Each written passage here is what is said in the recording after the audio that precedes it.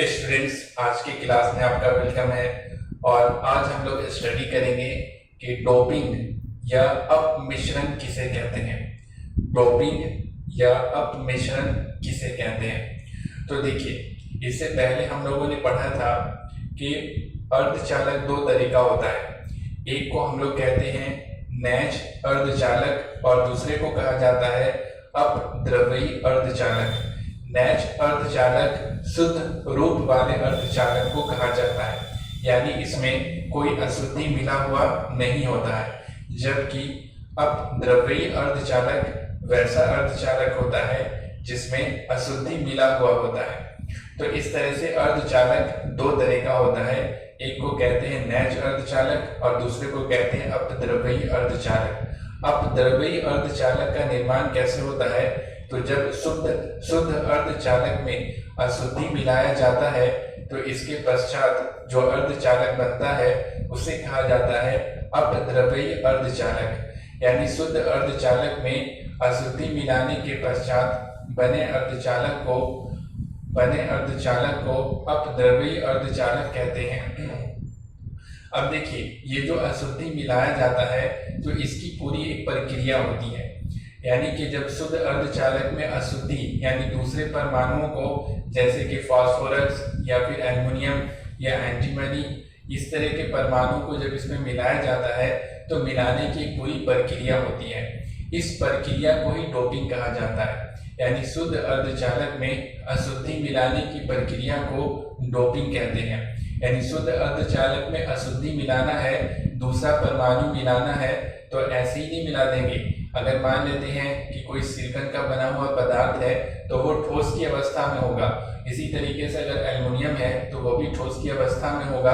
अब अगर आप इन दोनों को मिलाना चाहेंगे तो दोनों मिलेगा नहीं। इसके लिए क्या करना होगा कि कई विधि होता है, जिसमें से एक विधि ये है कि सिलिकॉन का बना हुआ जो पदार्थ होगा उसको गर्म करेंगे।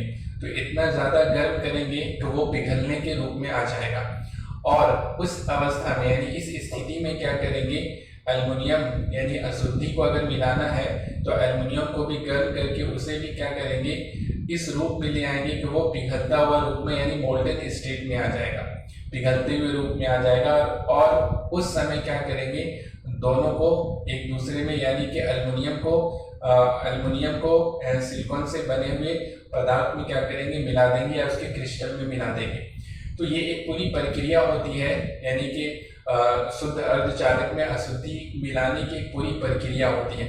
इस प्रक्रिया को ही कहा जाता है, इस प्रोसेस को कहा जाता है डोपिंग या अपमिश्रण कहा जाता है। इसे हमें इस क्लास में यानी 12th की क्लास में बहुत विस्तार से नहीं पढ़ना है। हाँ, इसके बाद जो हायर क्लासेस होते हैं उसमें, जैसे आप इंजीनियरिंग करेंगे तो उसमें इसे पूरे डिटेल में पढ़ना है। यहाँ पर सिर्फ ये जानना है कि डोपिंग क्या होता है या अपमिश्रण क्या होता है।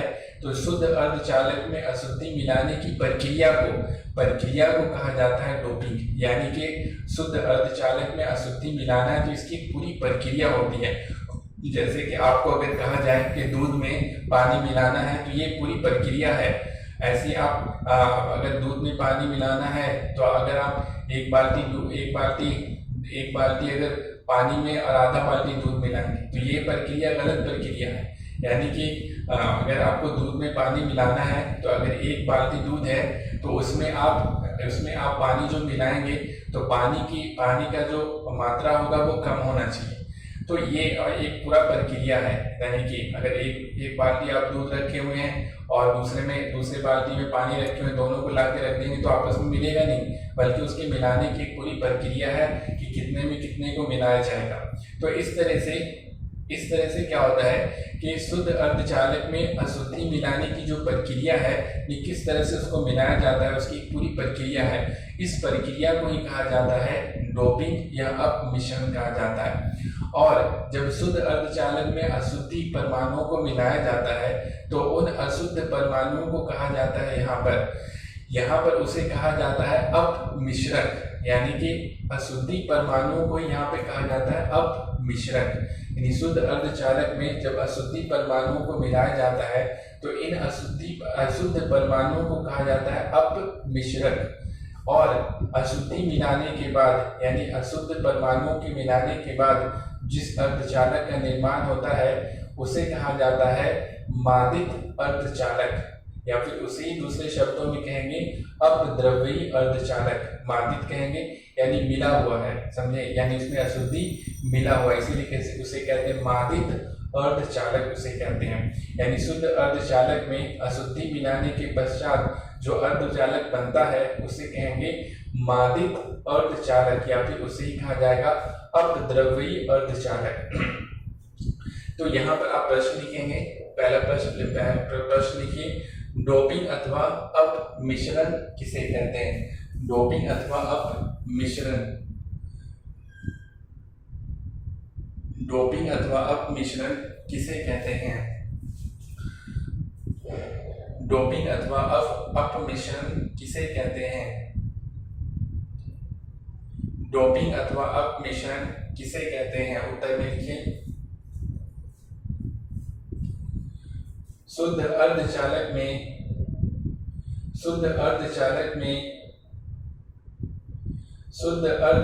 में अशुद्धि मिलाने की प्रक्रिया को शुद्ध अर्धचालक में अशुद्धि मिलाने की प्रक्रिया को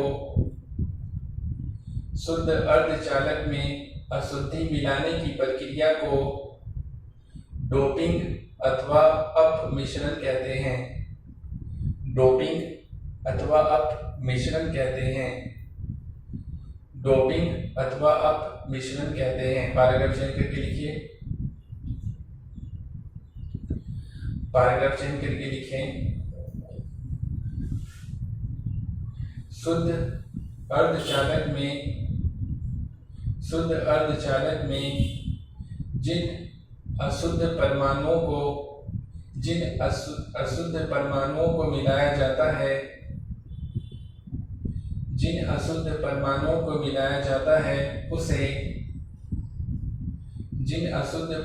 को मिलाया जाता है उसे अपमिश्रक कहते हैं।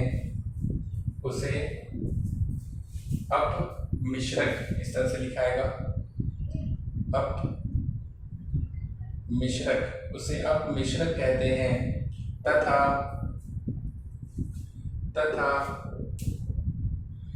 अशुद्धि मिलाने के पश्चात बने अर्धचालक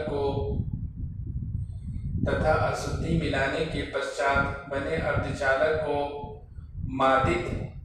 मादित अर्धचालक कहते हैं। ऐसे मादित अर्धचालक कहते हैं। मादित अर्धचालक कहते हैं। इसके बाद हम लोग को पढ़ना है आगे कि अपद्रव्यी अर्धचालक कितने प्रकार का होता है। यानी अर्धचालक दो प्रकार का होता है। हम लोगों ने क्या लिखा था कि अर्धचालक दो प्रकार का होता है।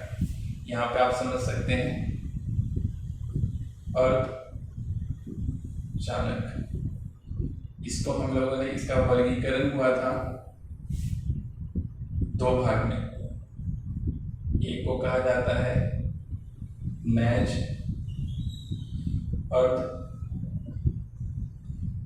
अर्धचालक और दूसरे को कहा जाता है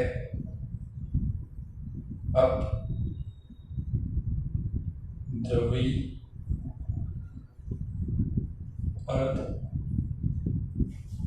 अर्धचालक। अब देखिए ये शुद्ध रूप वाले अर्ध, ये शुद्ध रूप में होता है, यानी इसमें कोई अशुद्धि दूसरा परमाणु मिला हुआ नहीं होता है। और ये क्या होता है, ये होता है अशुद्ध रूप में, यानी इसमें दूसरा परमाणु मिला होता है। यानी शुद्ध अर्धचालक में जब अशुद्धि परमाणुओं को मिलाया जाता है तो इसके पश्चात जो अर्धचालक बनता है उसे कहते हैं अपद्रव्यी अर्धचालक। अब ये दो प्रकार का होता है। अपद्रव्यी अर्धचालक क्या होता है, दो प्रकार का होता है। एक को कहा जाता है इन प्रकार का अर्धचालक,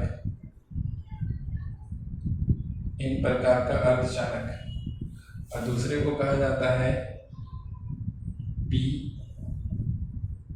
प्रकार का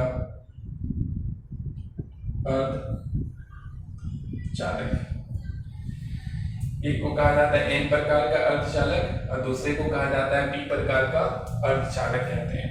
यानी अपद्रव्यीय अर्धचालक दो तरह का होता है, एक होता है एन प्रकार का अर्धचालक और दूसरा होता है पी प्रकार का अर्धचालक। तो ये हम लोग पढ़ चुके थे। अर्धचालक कितने प्रकार का होता है, तो नैज दो प्रकार का, नैज अर्धचालक और अपद्रव्यीय अर्धचालक। अब इसके बारे में हम लोग पढ़ेंगे। यानी अपद्रव्यीय अर्धचालक कितने तरह का होता है, तो अपद्रव्यीय अर्धचालक दो प्रकार का होता है, एन प्रकार का अर्धचालक और दूसरा होता है पी प्रकार का अर्धचालक। अब एन प्रकार के अर्धचालक को किसे कहते हैं, एन प्रकार का अर्धचालक किसे कहा जाता है, तो जब शुद्ध अर्धचालक में पंच संयोजी अशुद्धियों को मिलाया जाता है। पंच संयोजी अशुद्धि में जैसे हो जाएगा हमारे पास फास्फोरस, इसी तरह से आर्सेनिक, उस तरह से एंटीमनी, ये सारे परमाणुओं को मिलाया जा रहा है। यानी शुद्ध अर्धचालक है, सिलिकॉन का बना हुआ कोई अर्धचालक है और उसमें अशुद्ध परमाणुओं को मिलाया जा रहा है। और उसमें भी किसे मिलाया जा रहा है, फास्फोरस को या आर्सेनिक को या एंटीमनी को मिलाया जा रहा है। तो ये सब कैसा परमाणु है, ये सब वैसा परमाणु है जिसके बाहरी कक्षा में 5 इलेक्ट्रॉन है। तो 5 इलेक्ट्रॉन होने के कारण क्या है, इसे हम लोग कहते हैं पंच संयोजी अशुद्धि।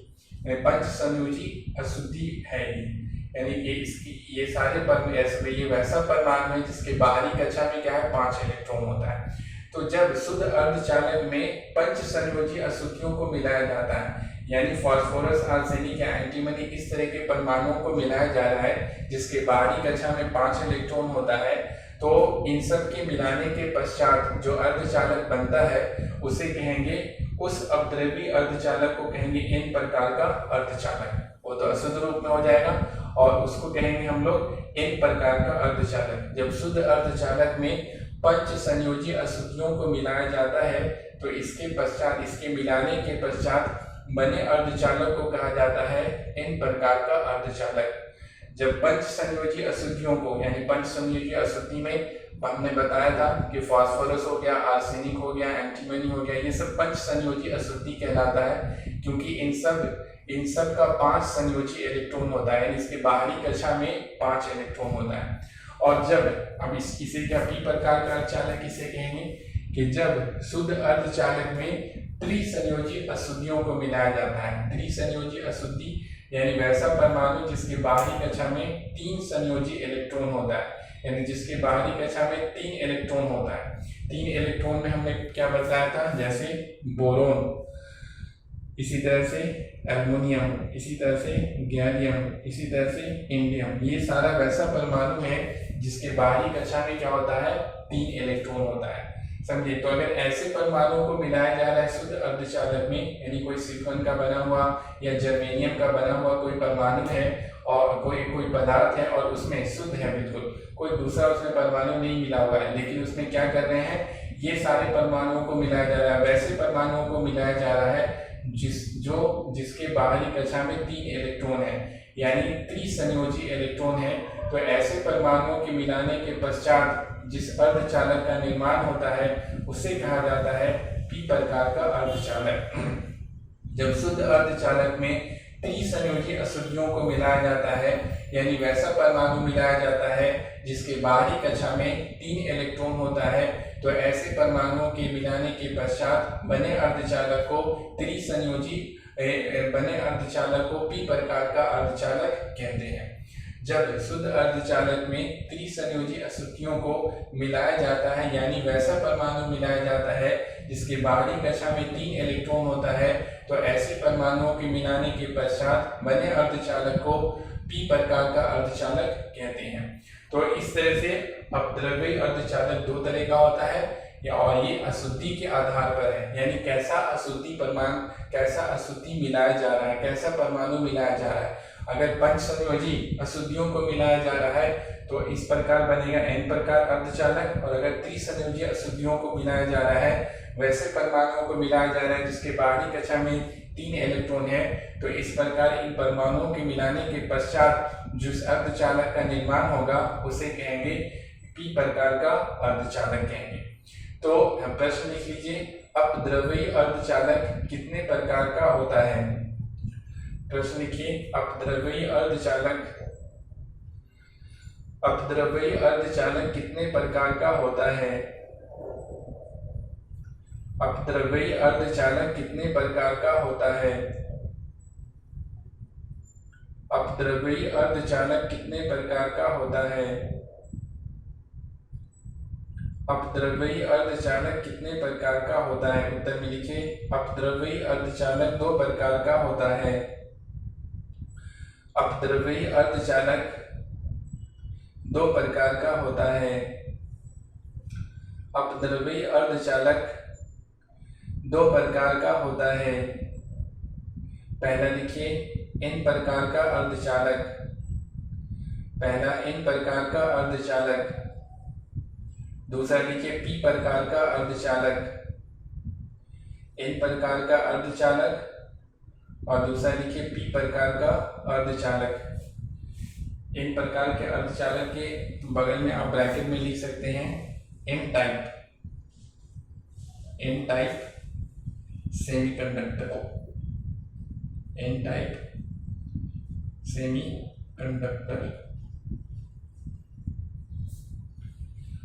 N type semiconductor. और इसमें लिख सकते हैं P प्रकार के अर्धचालक में ब्रैकेट में लिख सकते हैं P type semiconductor. P type semiconductor.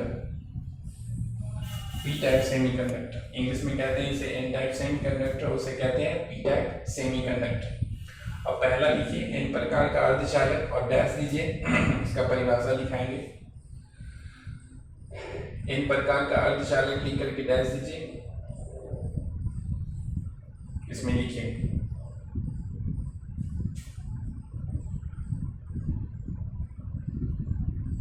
शुद्ध अर्धचालक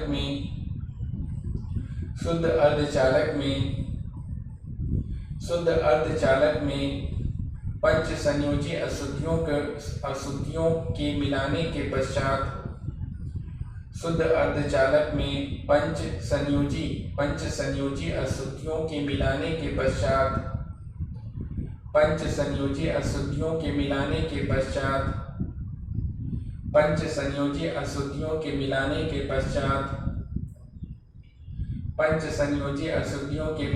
के पश्चात बने अर्धचालक को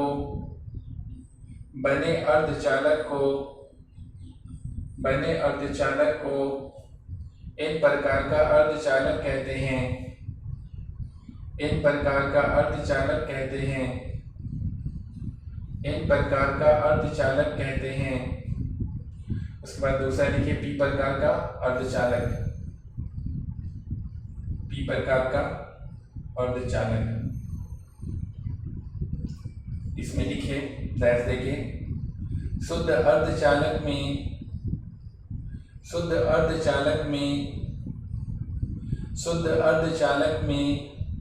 त्रिसंयोजी अशुद्धियों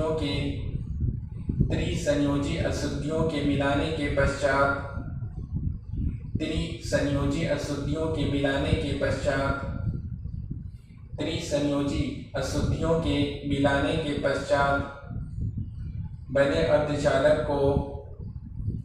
बने अर्धचालक को P प्रकार का अर्धचालक कहते हैं। P प्रकार का